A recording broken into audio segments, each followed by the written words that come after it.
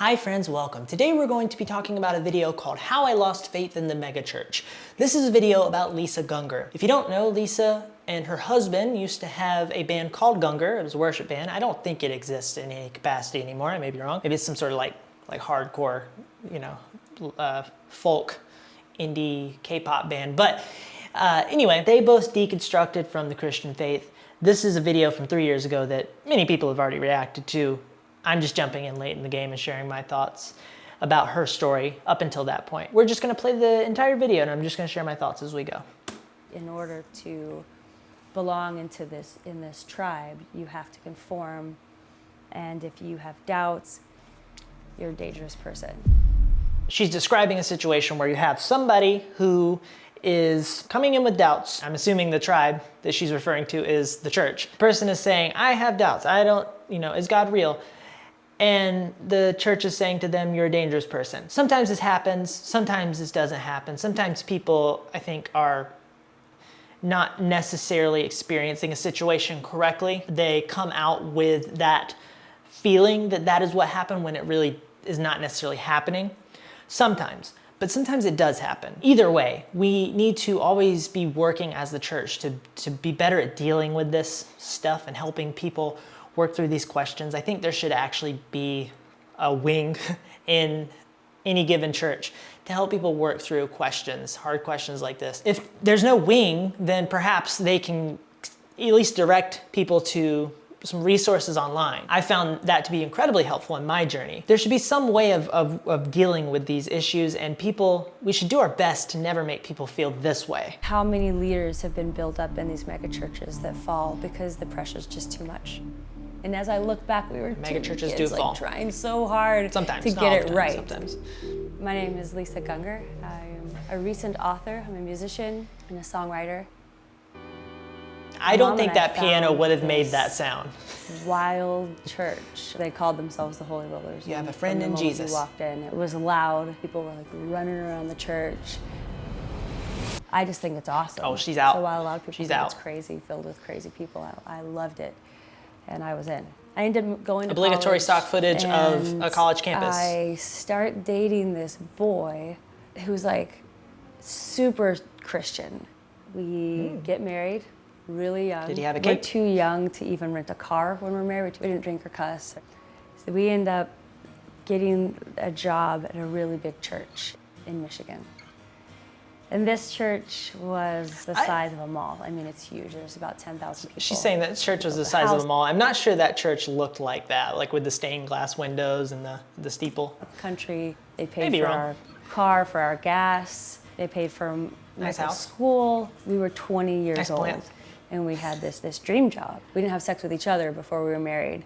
We waited to kiss. We did it all right. We had this transactional idea of God, and that's why we landed this really great, awesome job.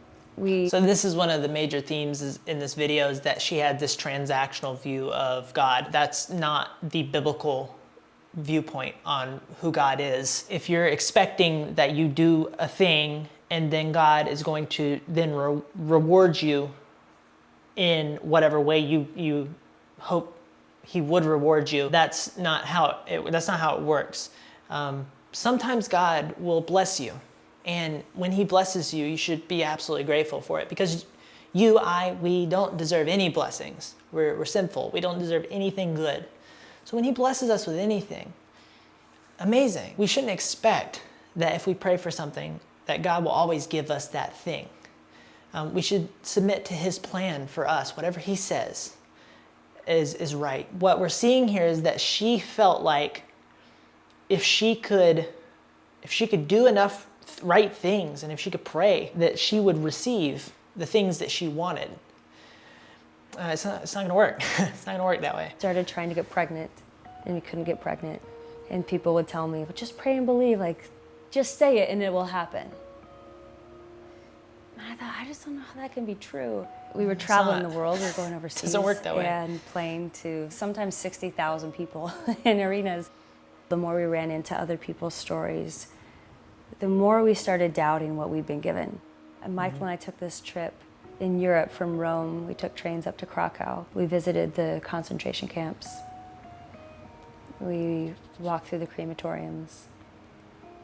And it's real hard to come back to America and pray for something when you have these images of people's hair in piles and children's shoes in piles. Your ideas on what a good God is can change pretty dramatically. So she's experiencing a lot of struggle, a lot of confusion about what she knows of God and what she's experiencing in the world now. These experiences can be really good for us. Like we should seek out experiences like this that make us go what am I praying? Why am I praying for this? That's something that we should seek out. And it should make us feel small and insignificant. It should make us question things. This is good, right? It refines us. These struggles refine us. And so I agree with a lot of what she's saying here in terms of her struggles. She is saying that she has had these experiences with different people's she's had these interactions with other people's stories, and it's caused her to doubt. And when I hear other people's stories, sometimes it can cause me to doubt as well. I can, oh, this person believes something very different than I do. How do I feel about that? And so I get it. The question is where you then go with that. The deconstruction movement often pushes people away from a foundation of truth. And I think that's one of the major problems with it. And found myself trying to pray for us to have a baby, or pray for our church, or pray for these different things. And I just kept thinking about the concentration camp and how my whole... See, the biblical viewpoint is, when it comes to terrible things happening, is that God allows these things to happen, but that he uses it for the good of those who love him and for his glory. God is also sovereign over every one of these things. You know, there are parts of that that's hard to make sense of course. But those are the things that we can rely on. And we also have to remember and wrestle with the fact that, you know, he sent Jesus to die for us. A very bad thing that had a very good outcome. Perspective on my faith has been a transaction. If I'm good enough, or if I pray enough, if I believe enough, then I get blessings and I get a baby or a good life. It's not how life is. We realize we're no good for this place that we're at because our ideas have changed so much, and that we needed to leave. I started weeping and crying and freaking out, going, what are we doing? We don't know what we're doing. Do you realize what we just left? Like, we left all of our security, and we started becoming heretics, you know. It seems like she's referring to the church as her security. I may be wrong, once again. If that's the case, then that's also not biblical perspective. The church serves a very specific set of purposes. Our security is not one of them, you know. Emotional security. It's a support, it's encouragement, but our security should be Jesus. We ended up starting a little house church in our apartment. Our whole goal for it was that it was inclusive, and that it was vulnerable, and that it was this place that we'd always dreamed of church being. More questions and more doubt were arising for Michael and I. Our heretic levels kept shifting and changing and kind of one-upping each other. Eventually, Michael and I, we get pregnant, and I was really glad for that, because it didn't feel like our daughter was this answer, right? We really went through this trial and this suffering, and now we're getting this baby girl. Our ideas of... Okay, so that's not necessarily how one should view that, unless unless God has told you that that's what happened. That's how you got the girl, was you went through this trial and the suffering. She has this framework in her head that she has gone through this thing, and she has had to suffer in this thing so that this thing will come out of this thing. And that's not a biblical viewpoint. In other words, that's just her viewpoint. Why does her viewpoint hold weight? God, or deconstructing, what is it that we still believe? But Michael looks at me and just says, I don't believe in God anymore. I can't believe any of it. And he just ends up talking more. And I remember just freezing in my whole body, because there's always been, I was okay with the questions, but I wasn't okay with that.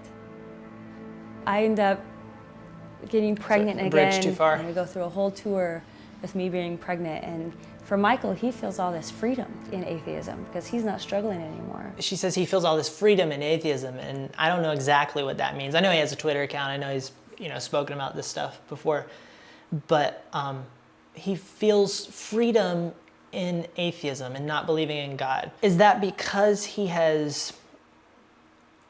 knows that it's true that there is no God? Like he believes that, like he's found the truth? Or is that because he has released himself from feeling like he needs to please God, that he needs to follow God or figure out what God is?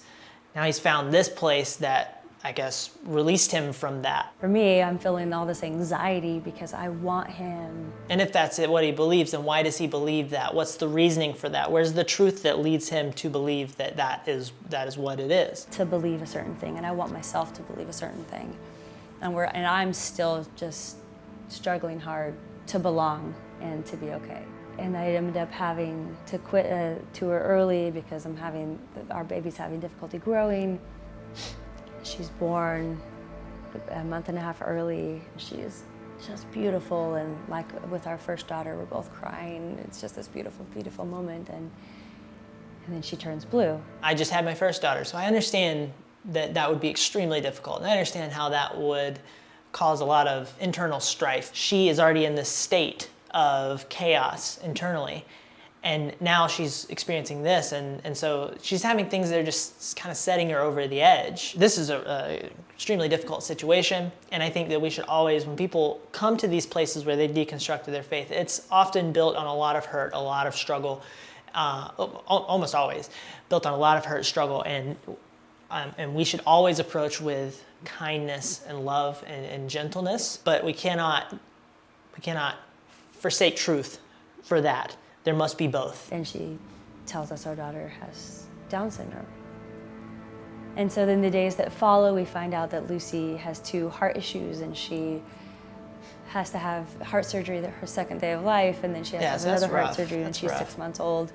Everything really changed for me. So I feel like this story that I've been living my whole life kind of came to this climax with Lucy's birth. When Lucy was born, we had this huge social media blow up. And there's stories in magazines and all over the internet about our heresy. And we were completely pushed out of the church world, of this tribe that we really loved, and really painful and devastating at so many times. Looking back on all of it, I'm deeply grateful for all of the things that happened. And I don't want what we used to have.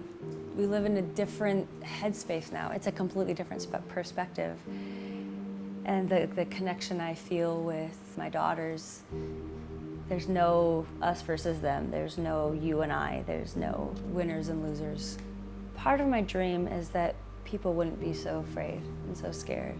I know a lot of people are still in this very conservative, fundamental bubble, and they can be so afraid to break out of that for fear of what will happen to their lives. And this happens in any religion. So my dream is that we're not so afraid. Out of all this, she's come to a place that she feels more comfort in, and she wants everybody to not be so afraid. But none of that, once again, none of that actually deals with the issue of truth and if what she's believing aligns with reality and how the world is really set up. And that's what she should be concerned with. That's what we should all be concerned with, is what is true. Yes, struggles, okay, yes, confusion, yes, emotions. You can step into a community that can make you feel better about all this stuff. You can come up with your own ideas for things, but what is true? Now, I believe that you're going to find truth in the Bible, and that the Bible speaks for itself in its truthfulness. That's another video. So I want to talk about one thing that I think is happening here. I think a good verse to illustrate that is Proverbs 3:5. Trust in the Lord with all your heart and lean not on your own understanding. In all your ways submit to him, and he will make your paths straight. Do not be wise in your own eyes. Fear the Lord and shun evil. This will bring health to your body and nourishment to your bones. A lot of times we are looking at the world through our perspective and not submitting our perspective to God's perspective and aligning the two. And so we start trying to figure out all this stuff out on our own, and it's not going to work out for us. There's some comments on this video that I quite enjoyed. I think they hit the nail on the head. And I think it would be a good way to wrap this video up. I don't have faith in a mega church either, but I do have faith in Jesus Christ. Exactly, well said. She rejected the prosperity gospel, which isn't Christianity. The real gospel promises suffering for believers, not prosperity. Exactly. Being born again and being a member of a church are two very different things. Exactly. You guys all get cookies. But that's it for this one. I hope you found this helpful. Would love to hear your thoughts. Thank you so much for watching. Goodbye.